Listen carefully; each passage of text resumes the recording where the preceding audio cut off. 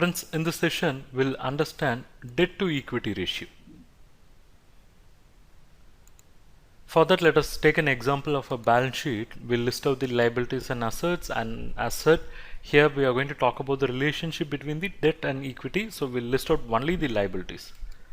So the liabilities are shareholder funds of 100, then bank loan of 100, debentures of 100, sundry creditors of 200. So here we have the total, it is 500, let's say 500 crore.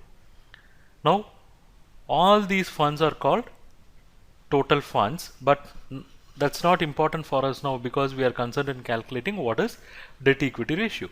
So we should know what is the debt component and what is the equity component. Now the shareholder funds is basically the equity component, and what is the amount? It is 100.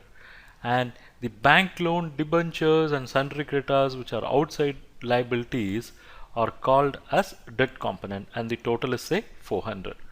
Now we have to establish relationship between this equity and debt for calculating the debt equity ratio. So we'll see the calculation part. We have seen that total outside liabilities is 400 and equities are 100.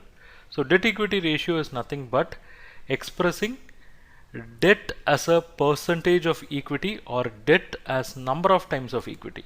So it is debt divided by equity, that's it. So debt outside liabilities divided by equity shareholder funds, which is going to be 400 by 100. This can be expressed in two forms. Now there comes the point. It can be expressed in two forms. The first form is it can be expressed as times. That is, I'll come to that. And the second form is percentage. We'll see the first form now. What is times? See, we have seen that debt is 400 and equity is 100. It means debt is 4:1. That is, it is 4 times of equity. Debt is 4 times of equity. So it can be expressed in times, or it can also be expressed in percentage.